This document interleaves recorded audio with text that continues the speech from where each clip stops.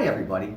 First thing we want to talk about now is you've heard a lot from Isela and you've seen a lot and now I want to kind of touch on some things a second time, maybe even a third time. It's the most common mistakes. There's a lot of times I'll have to call folks and do coaching sessions, and so these are the things that I have to coach most, okay? So the first thing is, please read the script, the whole script, and nothing but the script. The first thing that's going to get you into trouble is if you don't do that. A lot of times these script writers, there are clients, they hire these folks and they ask questions in a certain way for a certain reason. So please don't try to insert things, ad-lib, or try to make it more comfortable for yourself, because we need to have this verbatim as possible, or as much verbatim as possible. Next thing, another big thing that I'm going to be calling folks about, and it's probably the most common, is restate each and every answer 100% of the time. Why? Why do I ask you to do that? Because there are some states where we can't record both sides of the conversation. So the only way QC is going to know if we have an accurate survey is if they can hear what you're restating. You have to restate what that person is saying. In other words, so they say, yeah, less likely, and so you do the clarification process where you say, is that much less likely or somewhat less likely? And so they say somewhat less likely. So again, you have to pare it back. Okay, somewhat less likely. Then you move on to the next question. The reason it's so hard for people to do that consistently is it's not natural. It's not something you're going to do when you're talking to your friend. So your friend, you say, hey, do you want to go out Friday night?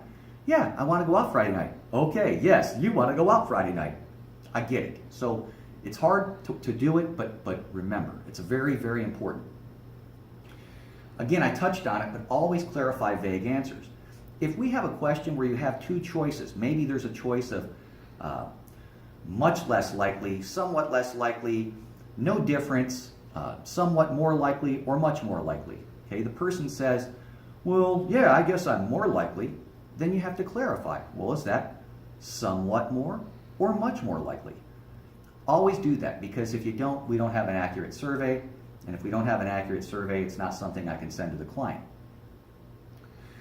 Another thing is, take the time to be sure you're marking the correct answers. Nothing is more frustrating to me as a QC person as to hear the person on the other end, or the agent, actually doing the correct thing. You'll hear the response that the person says. You'll reiterate, you'll restate the response. And then, for whatever reason, maybe you're distracted, or I don't know, you get fumbly fingered, you just click the wrong thing at the end. Maybe instead of much more likely, you click more likely, or somewhat more likely, because it's real close to each other. So be careful of that, because it's kind of like fumbling on the 1 yard line. We already have good data, let's keep the good data. Next thing is, don't give the unsure or refused option right off the bat. That's one of the biggest things I'm going to coach you on to. Sometimes it's part of a question, or it's part of the script, and it'll be written in the body of the script. But most times it's just an answer on your list of answers, just like you saw previously with Isela. And so you want to make sure that you don't give that right away. Maybe you go through your choices one time, and if the person's like, well, I'm not sure, I don't know, repeat the answers one more time. If they still seem unsure, then you can mark unsure and say, okay, so I guess you're unsure, and you can mark it at that time. Don't have any distractions or background noise. That's a big thing too. We've had a lot of operators get into trouble because they've had heavy metal music banging in the background. We've had people get into trouble because they're yelling at their dog, or they're yelling at their cat, or their kids are making noise, or whatever's going on. You want to eliminate those distractions ahead of time. Just tell everybody, hey, listen, I'm working. I've even had an operator go so far as to put a Post-it note by their doorbell so people wouldn't ring the doorbell when they would come over. So you just have to make sure that the family knows, or your friends know, or your animals are put away, all that good stuff. Another big thing is neutrality.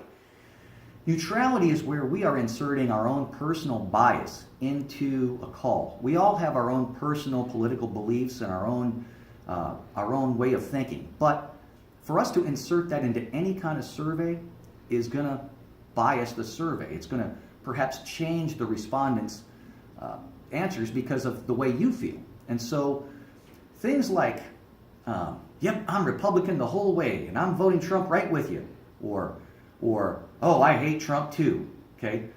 Both sides of that are wrong. And so if somebody asks how you're voting, or if somebody asks how you feel about a particular issue, you just simply say, listen, I am a neutral observer. My opinion doesn't matter. Your opinion matters, and try to move on. But don't give an opinion. Another thing that people do is if they get an answer, they'll say, awesome. Awesome's kind of a way to bias it, but in a different way.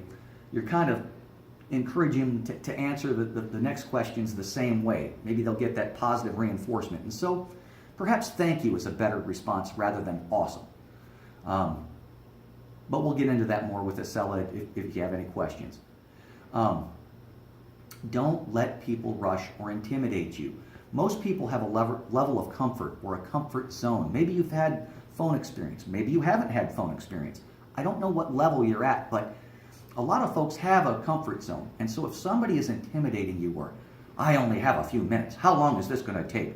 Or for whatever reason they're being a real grumpy butt, you can just tell them, listen, it could take 5 minutes if you've done the survey a couple times and you know it takes 5 minutes. Be honest. That's okay. Also, if you're going through the survey and somebody hangs up on you, that's okay too, because we're not paying you per complete. We'd like you to get completes. We love completes. But I'd rather have accurate completes than a lot of completes. Okay? Accuracy is better than speed, always. The faster you go, the faster you try to accommodate these people, the more mistakes you're going to make. You're going to misread things, you're going to mispronounce things, and you're going to mismark answers. So, do yourself a favor, slow down, be your bubbly self, and don't let the grumpy people push you around. Next thing is, you're helping changing the world, folks. Everything you do here is you're changing the world. One customer at a time, one call at a time. Policies are made based on what you're doing. People get elected based on what you're doing. And so if you think at any time that you just don't matter in all of this, or that perhaps your job is insignificant, think again, because it's very, very important. Amber's going to talk to you a lot more about advancement, but I encourage you to get on the phone, get qualified for polls, as many polls as you can, and try to get as many hours as you can. It's obviously a work-from-home gig, and you can do what you want, but we'd love to have you on as much as we can. Thank you, folks. I hope to talk to you soon, and have a great day.